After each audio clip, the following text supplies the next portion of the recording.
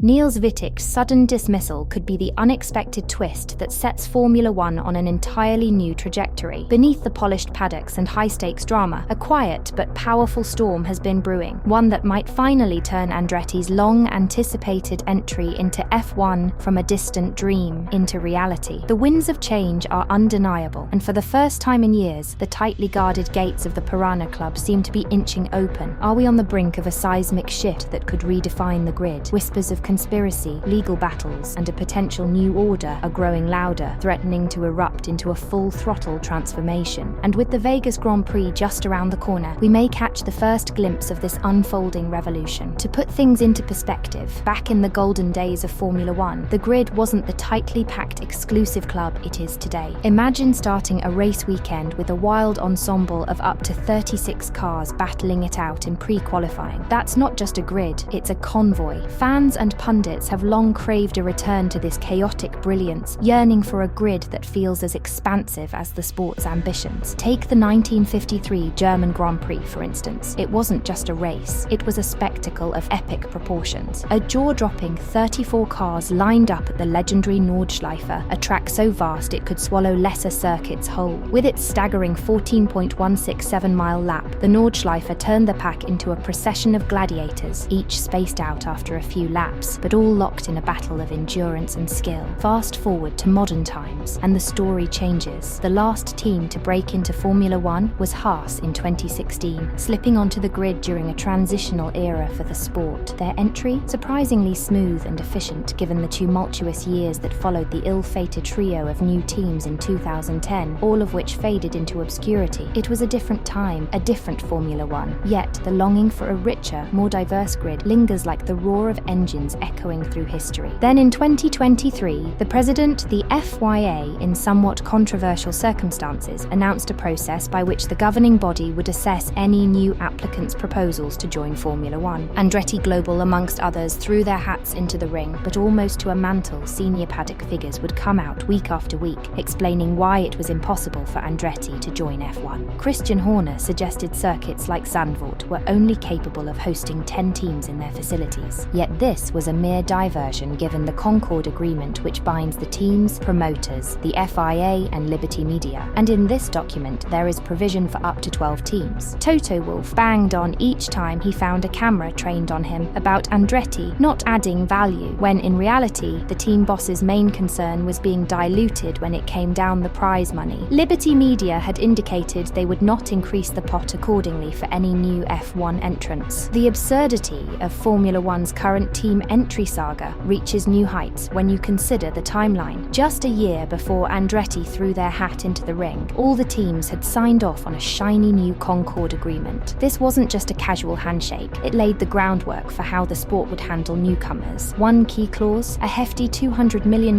entry fee, essentially a toll for new teams to join the party and offset the dilution of prize money. But here's the kicker, the very rule designed to manage expansion now feels like a cleverly placed roadblock. Instead of welcoming fresh competition, it's as if the sport has pulled out the do not disturb sign. The juxtaposition between this framework and the Andretti bid paints a picture almost too bizarre to be true. A sport that says it's open to growth but seems to keep the door firmly bolted. In a twist that could only happen in the high-stakes world of Formula One, the teams collectively decided that the previously agreed upon $200 million entry fee was suddenly chump change. Enter Guenther Steiner, the outspoken Haas team boss, who floated the idea that perhaps a $600 million anti-dilution fee would be more fitting. It was as if the sport had decided to raise the drawbridge just as new knights were approaching the castle. The FIA, never one to rush a decision, took its sweet time. After months of radio silence, they finally gave a nod to Andretti's business plan in October 2023. But hold your applause. Liberty Media, the puppet master behind Formula One management, announced they'd conduct their own due diligence on the Andretti proposal. Spoiler alert, they didn't RSVP before the season's grand finale. Then, just as engines were revving up for the new season, Formula One management dropped the hammer with a decisive no to Andretti's entry. It was like inviting someone to a party, making them wait at the door and then telling them they're not on the list. Formula One's decision to reject Andretti's bid to join the grid in 2025 was primarily based on concerns about the team's ability to manage the impending regulatory changes. The sport is set to undergo significant technical transformations in 2026, introducing new new car designs and power unit regulations. This means that a team entering in 2025 would need to develop two entirely different cars in consecutive seasons, a formidable challenge for any new entrant. F1 officials expressed doubts about Andretti's capacity to meet these demands effectively, leading to the decision to decline their application. Formula One management raised several concerns regarding Andretti's bid to join the grid. One significant issue was the lack of a confirmed engine supplier for the 2026 season. Although Andretti had a tentative pre-contract with Alpine, management found this insufficient for a firm commitment. Additionally, they questioned the brand recognition of the Andretti name among Formula One fans, suggesting it might not resonate as strongly as other established teams. They also expressed reservations about expanding the grid beyond the current 10 teams, indicating a preference for maintaining the existing structure. However, Formula One management did leave the possibility open for Andretti to enter the championship in 2028. This timeline would allow General Motors, Andretti's partner, sufficient time to develop a new power unit tailored for Formula One competition. Behind the scenes, tensions escalated to a personal level. During the Miami Grand Prix, Liberty Media's CEO, Greg Maffei, reportedly interrupted a conversation between Stefano Domenicali and Mario Andretti. Maffei allegedly stated, "Mario, I want to tell you that I will do everything in my power to see that Michael never enters Formula One." This was a reference to Mario's son Michael, who founded the Andretti Racing Organization back in 1994. On the same day, an open letter from a number of US lawmakers calling on the US Justice Department to investigate F1 for anti-competitive practices was published. It could have been this which was the trigger for Maffei. Matters would develop quickly as the US investigators demanded information pertaining to the rejection of the Andretti application. In September, F1 management's legal chief, who had been in charge of the review of the application and subsequent advice to F1, left her position quietly. Sasha Woodward-Hill was formally appointed to the chief legal officer role in 2000 and had remained in that post until 2 months ago. For the weekend of the USGP Toto Wolff, Lawrence Stroll, Christian Horner and Stefano Domenicali arrived lawyered up with personal representatives, given the US justice investigators were also present. In a recent interview with La Gazzetta dello Sport, Mario Andretti expressed optimism about the Andretti Formula One project, indicating that there is light at the end of the tunnel for his son's endeavour. This development follows a series of significant events within Formula One. Rumours have circulated about a WhatsApp chat group involving key figures allegedly conspiring to foster anti-Andretti sentiment. Subsequently, Greg Maffei announced his departure from his long-standing role as CEO of Liberty Media, the company that owns Formula One. These occurrences coincide with the US Department of Justice's investigation into Formula One's practices, particularly concerning the handling of new team entries. The investigation draws parallels to a recent case where the NFL was fined $4.7 billion for anti-competitive practices. Mario Andretti's comments suggest a positive outlook for the Andretti F1 project amid these developments, hinting at potential progress in their bid to join the Formula One grid. "It's a matter for my son Michael and his company, not me. What I can say is that news and changes are coming soon, and my full support goes to my son for all the decisions and choices he has made during this period. Formula One has always wanted to crack the USA, and now with 3 annual events scheduled for the next decade, it appears to have climbed that mountain. Yet on the flip side, it must now behave accordance with US law, which may yet break open the private members club known as the Piranha Club. Could Andretti's arrival finally break the monopoly of the big teams in Formula One? Let us know in the comments. Until next time, goodbye for now.